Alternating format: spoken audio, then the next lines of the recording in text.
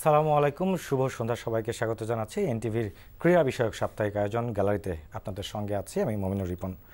দর্শক, আপনারা জানেন এই পর্বটি আমরা সাজাই সপ্তাহ জুড়ে যেসব খেলাধুলা আছে সেই খেলাধুলার বিশেষ কিছু বিষয় নিয়ে। আমরা সাম্প্রতিক সময়ে একটি ইনডোর গেমসের সাফল্য পেয়েছি, সেটি নিয়ে কথা বলবো। আমাদের সাথে উপস্থিত আছেন ব্রিজ ফেডারেশনের সাধারণ সম্পাদক নাইমুল হাসান, স্বাগত জানাচ্ছি আপনাকে।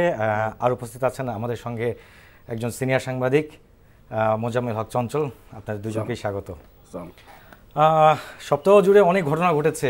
গতকালকে একটি ফাইনাল, একটি অলিখিত ফাইনাল হয়েছে। বাংলাদেশে খেলা চলছে, অনেক খেলা রয়েছে, এর মধ্যে ব্রিজ একটি খেলা। চঞ্চল ভাই, মানে যেটি সহজে খেলা যায়, সাম্প্রতিক সাফল্য এসেছে। আমরা একটু ছোট্ট করে আপনার কাছে প্রথমে সাফল্য শুনে তারপরে শুরু করি। ধন্যবাদ। যেটা বললেন রিপন, আসলে আমাদের এই ছোট ছোট খেলায় সাফল্য দ্বারা আমরা ধরতেই পারি না। আমরা সাফল্যটি একটু বলে নেই, জানতেও চাই না। যে সাম্প্রতিক সময়ে বাংলাদেশ টিম ব্রিজ ওয়ার্ল্ড কাপে কোয়ালিফাই করেছে। ডেনমার্কে হবে অনুষ্ঠিত মূল পর্বটি, সেখানে বাংলাদেশ অংশগ্রহণ করবে, নিঃসন্দেহে একটি বড় বিষয়। আসলে এই একটা সাফল্য আসলো। এর আগে আপনারা 2বার ওয়ার্ল্ড কাপ খেলেছেন, সো মানে কতটা চ্যালেঞ্জ হচ্ছে এবার আপনাদের জন্য? আমাদের জন্য চ্যালেঞ্জিং অনেক হচ্ছে। আসলে যেটা হয়েছে যে এই এখনকার ছেলেপেলেগুলো, আপনি জানেন যে আমরা 2017 এবং 19-এও কোয়ালিফাই করেছিলাম। এই অঞ্চল থেকে মূলত দুটো টিম যায়, চ্যাম্পিয়ন এবং রানার আপ। এবার চ্যাম্পিয়ন হয়েছে ইন্ডিয়া, আমরা রানার আপ হয়েছি। বাট আমরা গতবার 2বার গিয়েছি, 17 এবং 19 আবার আমরা চ্যাম্পিয়নই হয়েছিলাম। ইন্ডিয়াকে হারিয়ে আমরা চ্যাম্পিয়ন হয়েছিলাম। আসলে মূলত ইন্ডিয়া এখানে সবচেয়ে শক্তিশালী দল। তারপরে পাকিস্তান আছে, জর্ডান আছে, শ্রীলঙ্কা আছে, ইউএই নিজে এবার হোস্ট ছিল, তারা আছে। ইউএইকে আমরা ভালো ব্যবধানে হারিয়ে ফাইনালে গেছি। বাট আনফর্চুনেটলি ফাইনালে যেটা হয়, মানে ছেলেপেলেগুলা যখন একটা অ্যাচিভমেন্ট পেয়ে যায় তখন তো আর সেই সাফল্যতা ধরে রাখতে পারে না। তা আমরা এবার ডেনমার্কে খেলা এই 19 জুলাই অগাস্ট থেকে শুরু। তা আমরা আশা করব যে সরকার আমাদেরকে, যেহেতু আমরা ওয়ার্ল্ড কাপের মতো, ইভেন এখন সব জায়গায় বলা হচ্ছিল যে শুধু ক্রিকেট নয়, অন্যান্য ছোট ছোট খেলাও যে আমরা ভালো করতে পারি, সেটা একটা উজ্জ্বল দৃষ্টান্ত যে আমরা হয়ে আসতে পারি। তা আমি আশা করবো এবার আমাদের টিম আগের থেকে বেটার অবশ্যই পারফর্ম করবে। চঞ্চল ভাই, মানে আমাদের ইনডোর গেমসে কিন্তু ছোট ছোট করে অনেক সাফল্য আসে, কিন্তু সেই গেমসগুলো মানে খেলতে যে খুব বেশি খরচ হয় সেটাও কিন্তু না, অল্প পয়সার মধ্যে খেলা যায়। স্পেশালি ধরেন ব্রিজের কথাই বলি না কেন, তো ক্যাম্পাসে অনেকেই খেলেন। তো এই যে এইগুলোর যে আসলে প্রতিযোগিতা হয়, এই প্রতিযোগিতাগুলো যে ওয়ার্ল্ড কাপ পর্যন্ত যায়, আসলে এই বিষয়টা আসলে মানে সাধারণ মানুষজন জানে না কেন? ধন্যবাদ আপনাকে রিপন। আসলে আমাদের বাংলাদেশের অনেকগুলো খেলা কিন্তু আমরা খেলছি বিভিন্ন পর্যায়ে, সাব পর্যায়ে, এশিয়ান পর্যায়ে, বিশ্বকাপে।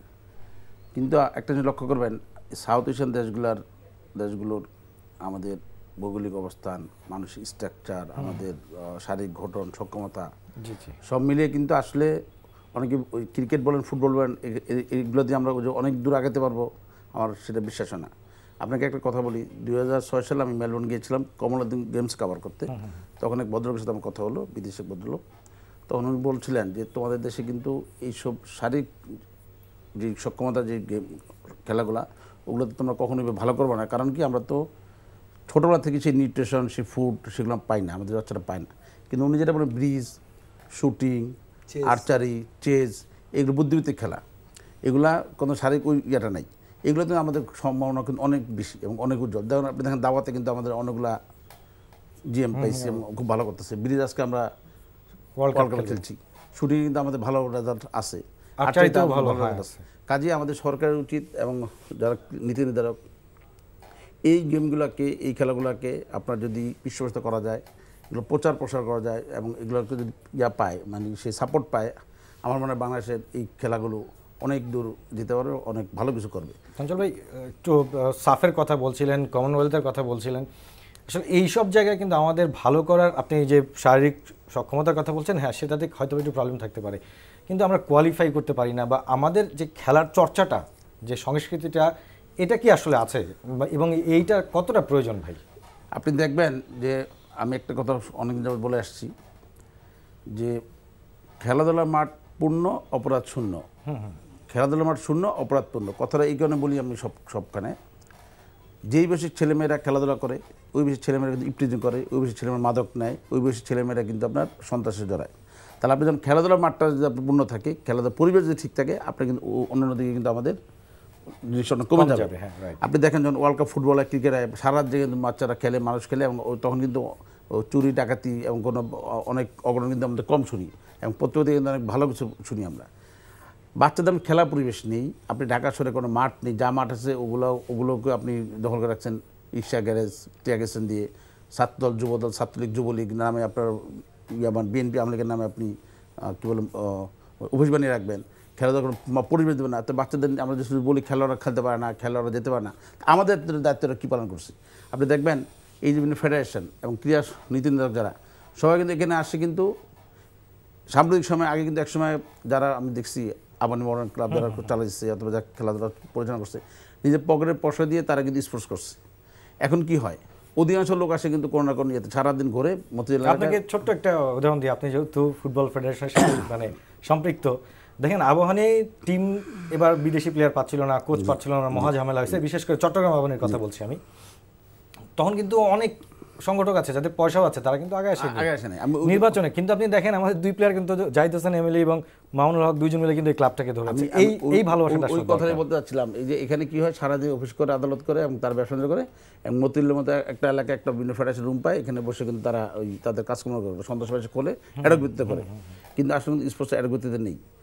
আপনি দেখবেন ফুটবল ফেডারেশনের কথাই বলি, এখন যারা আছে তাদের একজনের তো সংগঠক নয়, তারা বিভিন্ন কাজে সমাজ বিভিন্ন কাজে পেশা জড়িত, ওই অ্যাডক ভিত্তিতে আসে 800 জনের মধ্যে আইসা কিছু মিটিং করে এবং বিভিন্ন ধরনের উপরে সব করে দেয়।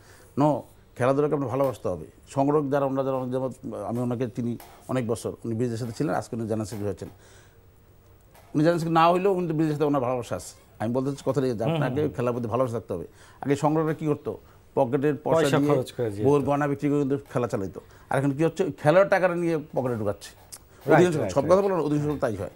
কাজেই আপনাকে এখান থেকে বেরিয়ে আসতে হবে। শুধু কথায় কথা আমরা খেলাধুলা দোষ দিই এবং আপনার এটা খুবই এবং আমি আমার সাংবাদিকদেরকে কিন্তু আমি দায়ী করবো। আমি নিজের সাংবাদিক, আপনি দেখবেন আমরা কিন্তু ছোটোখাটো খেলা কিন্তু যাই না। আপনি পত্রিকা খোলেন, টিভি খোলেন, আমার পত্রিকা খোলেন, আপনি টেলিভিশন খোলেন, দেখবেন আমরা কিন্তু ছোটো ছোটো খেলাধুলা ধারে কাছে যাই না। ক্রিকেট ফুটবল যেখানে গ্ল্যামার আছে, যেখানে প্রচার আছে, যেখানে নিজের উন্নয়নের সম্ভাবনা আছে, ওই সময় আমরা একটু ওনার কাছে যাবো যে আসলে যখন খেলার কথা আসলে আপনারা ওয়ার্ল্ড কাপ খেলছেন, কারা খেলেন, কিভাবে কোয়ালিফাই করা যায়, ধরেন অনেক স্টুডেন্ট আছে যারা খেলতে চান, সে বিষয়গুলো আপনার কাছে জানবো।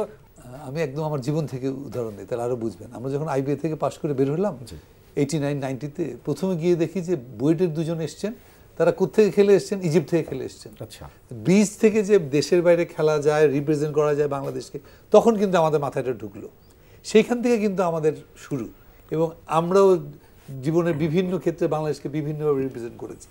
এখন কি করতে হবে, ছোট যারা ইউনিভার্সিটির প্লেয়ারদের, এবং আমরা আসলে অলরেডি শুরুও করেছি, আপনি মনে হয় অলরেডি শুনেছেন, আমরা গত এই ঈদের আগে একটা সেমিনার করলাম। এখন আমরা ব্র্যাক ইউনিভার্সিটি, ঢাকা ইউনিভার্সিটি, বুয়েট, এইগুলি ছেলেপেলেদের আমরা বোঝানোর চেষ্টা করব যে এটা আসলে কি বুদ্ধিবৃত্তির কোন জায়গায় যায়। তুমি যদি এটাকে এক্সারসাইজ করো, মানে আমি যদি মনে করি আমার জীবনে বিরাট সাফল্য এসছে ব্রিজ থেকে, এখন আমি রিপ্রেজেন্ট করছি বাংলাদেশকে, সেটা তো আমার প্রাপ্তি। এছাড়া আমি যে আমার জগৎকে বৃদ্ধি করেছি, এর একমাত্র কারণ হচ্ছে ব্রিজ। অতএব ব্রিজ যদি তুমি খেলো, তুমি আসলে কোন জায়গায় তোমার চর্চাটা কোথায় হবে, এই বুদ্ধিবৃত্তিক খেলাগুলো আমাদের ইয়াং জেনারেশনকে, উনি যেটা বলেছেন চঞ্চল ভাই, আমাদেরকে নিয়ে আসতে হবে। যে এবং আপনি যেটা বললেন, যেখানে আমি একটা টেবিল নিয়ে বসে 4 জন বসে কিন্তু খেলে যেতে পারি, আমাদের কোনো জায়গা লাগে না।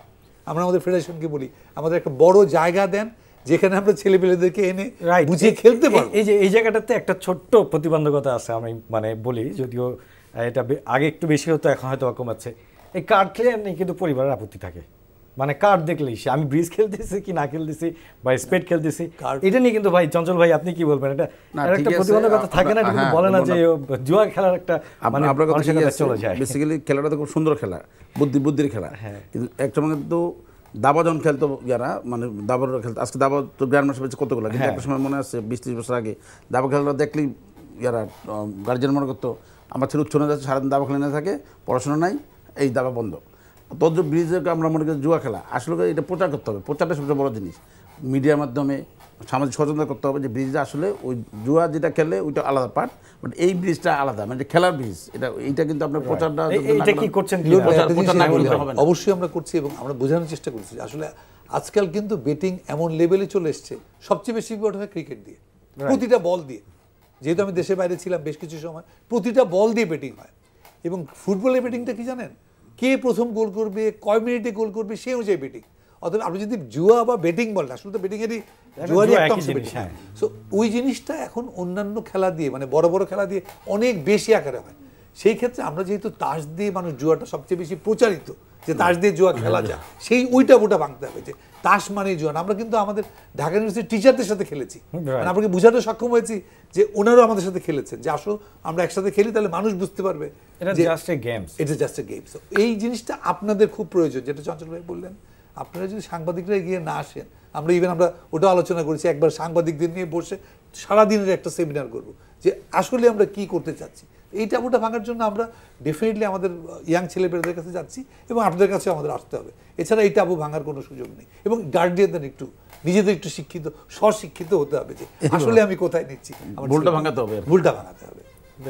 চঞ্চল ভাই, ইনডোর গেমসে একটু কথা বলি যে এই যে অলিম্পিক দ্বারা এতগুলো মানে ফেডারেশন পরিচালিত হয়, এর মধ্যেও দেখা যায় ধরেন অ্যাথলেটিক্স আপনার একটা, এটা শুধু গেমস না, এটা কিন্তু একটা বেজ, একটা মানে আপনি যে আদার্স যে কোনো স্পোর্টে এটা কিন্তু বেজ।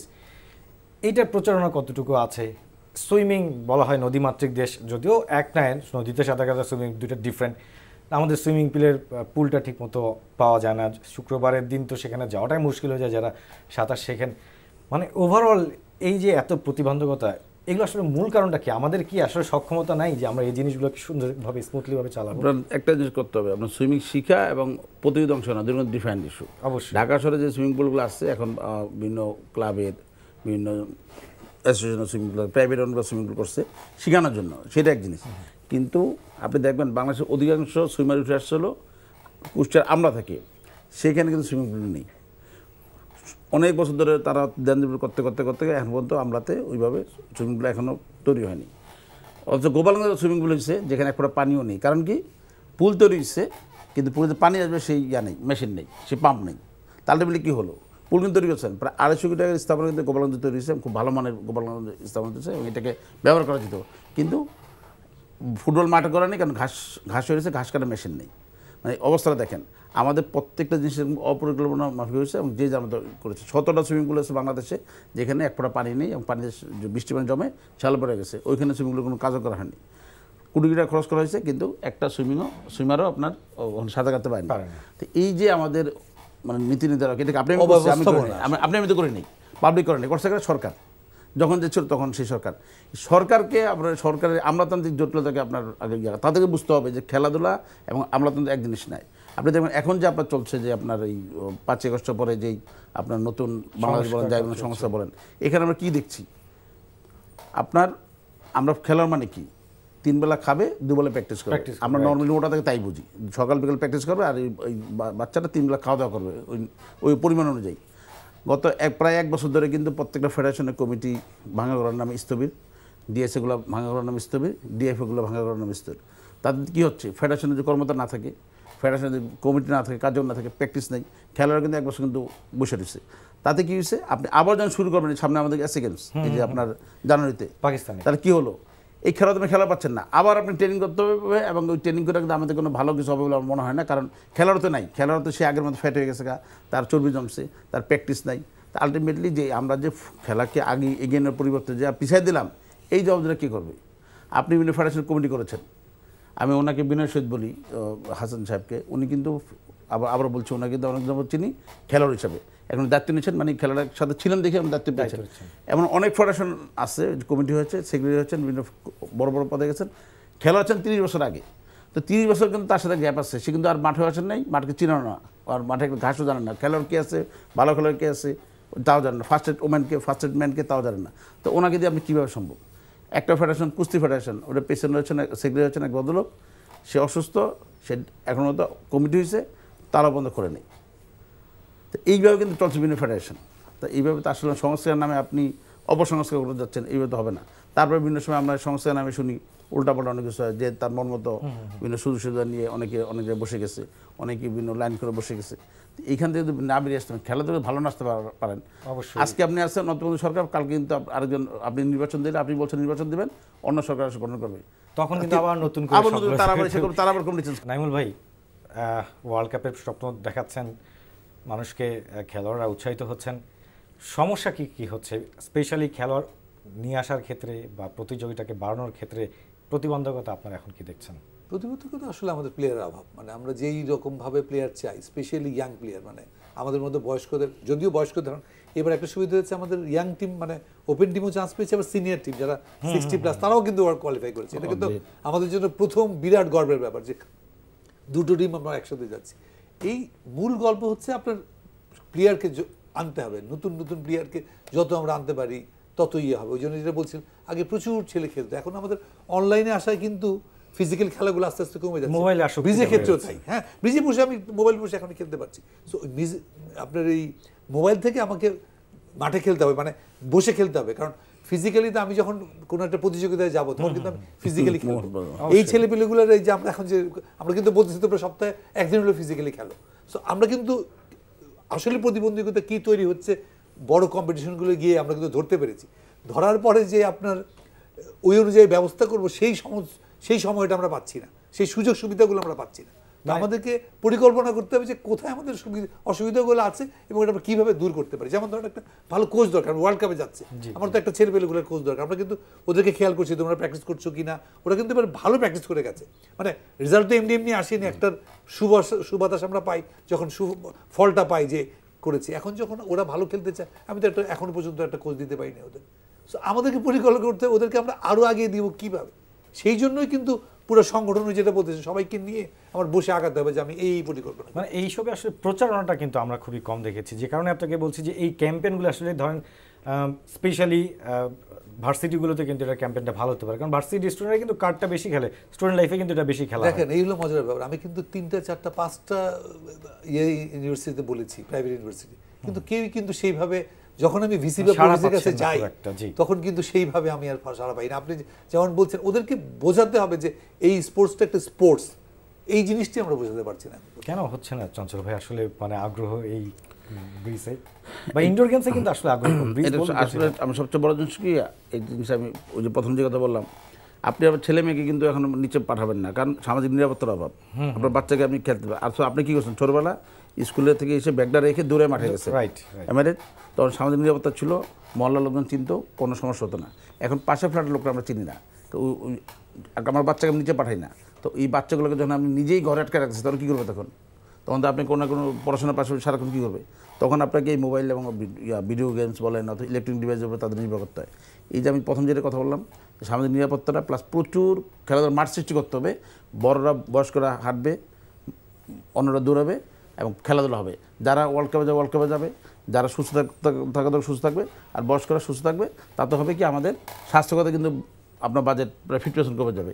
আপনার যদি অসুস্থ থাকেন তাহলে ওষুধ খাওয়া লাগবে না, হাসপাতাল লাগবে না, যাওয়া লাগবে না। আলটিমেটলি কী হলো, দেশের কিন্তু বড় একটা অংশ কিন্তু বেঁচে যাবে। আপনার স্বরাষ্ট্র মন্ত্রণালয়ের যে আইনশৃঙ্খলা বাজেট, ওইখানে অনেকটা বড় অংশ বেঁচে যাবে যদি আপনার ক্রাইম না হয়, মাদকের বিরুদ্ধে আপনার সমানাসক্ত না হয়। তা আলটিমেটলি বারবার আমি একই কথা বলি, খেলাধুলা মাঠ সৃষ্টি করেন, সুযোগ সুবিধা সৃষ্টি করেন, যেখানে সবাই খেলাধুলার সুযোগ করে দেন। চঞ্চল ভাই, মানে আমরা অনুষ্ঠান প্রায় শেষের পথে চলে এসেছি, সপ্তাহ জুড়ে খেলা হলো, ফুটবলের ফাইনালটা কেমন হলো একটু ছোট করে বলবেন। আর আবাহনী মোহামেডানের লড়াই ঠিক ওই রূপে আমরা দেখতে পেলাম না, মানে একটা সেই ম্যাচ দেখার অপেক্ষা। এবং আমি তো মনে করি যে এই পরিবর্তিত প্রেক্ষাপটে আবাহনী যে ধরনের অসাধারণ পারফরমেন্স দেখাচ্ছে, এটা কিন্তু একটা টিম স্পিরিট এবং আমি বললাম সাংগঠনিক দক্ষতা বলা যাবে। কারণ 5 আগস্ট পরে আপনিও বোঝেন, সবাই জানে যে আবাহনীর অবস্থা ম্যাক্সিমাম ওদের ডাইরেক্টররা সব পলাতক, অনেকেই জেলবন্দি। তার মধ্যে থেকে আমি যতদূর জানি, আমরা যে খোঁজখবর পেয়েছি, ওনার নাম হলো বশির মামুন সাহেব নামে একজন ডাইরেক্টর রয়েছেন, উনি একা এবং তার সাথে আর 2-1 পরিচালক যারা আপনি অন্তর্বর্ণ লোক, তারা কিন্তু এই বসে এই টিমটা করণ করেছে এবং একটা মিডিয়াকার টিম করছে, একদম পুরো কম বাজেট টিম। দেখেন সেখান থেকে টিম স্পিরিট কিন্তু খেলার আজকে ক্রিকেট তারা চ্যাম্পিয়ন এবং ফুটবল একটা ট্রফি নিয়ে নিয়েছে ফেডারেশন এবং ইয়াতে লিগেও তারা সেকেন্ড পজিশন আছে। আলটিমেটলি কিন্তু ওই যে বললাম এখানে কিন্তু ওই যে বললাম না, কর্মকর্তাদের ভালোবাসা দেখেন, ওই যে বশির আহমেদ মামুন এবং অন্যান্য যারা 2-1 যার সাথে তার সাথে আছেন, তাদের ভালোবাসা এবং খেলোয়াড়দের কমিটমেন্ট আজকে কিন্তু একটা টিম আবাহনীদের প্রমাণ। বাংলাদেশে যদি আমরা করতে পারি, এরকম মামুন সাহেবদের মতো কোনো সংগঠক, মামুন সাহেবদের মতো কোনো নীতি নির্ধারক যদি আসে, খেলাধুলার মতো এই যে হান্নান সরকার যে পরিচালনা করছে কোচ, এর মতো কোনো কমিটমেন্ট কোচ পাই, খেলোয়াড় পাই, আমরা কিন্তু একসময় ইনশাল্লাহ সব গেমসে আমরা ইনশাল্লাহ ভালো করবো। আপনার কাছে একটু ছোট্ট করে শুনতে চাই, মানে এবার আমাদের আসলে আমরা ওয়ার্ল্ড কাপে কত দূর যেতে পারি শেষ করার আগে ছোট্ট করে যদি বলেন। আমাদের খুবই ইচ্ছে যে আমরা যেন মানে কোয়ার্টার ফাইনালে যেতে পারি। যদি আসলে প্র্যাকটিক্যালি বলি, হাইয়েস্ট আমাদের কোয়ার্টার ফাইনালে যেতে পারি। বাট আমরা আসলেই চেষ্টা করছি, দুইটা টিম যেহেতু গেছে, আমরা ওদেরকে আমাদের সংগঠন থেকে যতটুকু সম্ভব আমরা ওদের উৎসাহিত করছি, একটা প্র্যাকটিসের ব্যবস্থা করছি। সব মিলে আমাদের টার্গেট থাকবে আমরা যেন কোয়ার্টার ফাইনালে যেতে পারি। এর বেশি মনে এখন আসলে সম্ভব না। আপনারা যে লক্ষ্য, সে লক্ষ্যে পৌঁছায় যান। আপনাদের দুজনকেই অসংখ্য ধন্যবাদ আমাদেরকে সময় দেওয়ার জন্য। আপনাদেরও ধন্যবাদ। দর্শক, এই ছিল আজকের গ্যালারি। আগামী সপ্তাহে একই দিনে একই সময়ে আবারও দেখা হবে। সে পর্যন্ত ভালো থাকুন, সুস্থ থাকুন। আল্লাহ হাফেজ।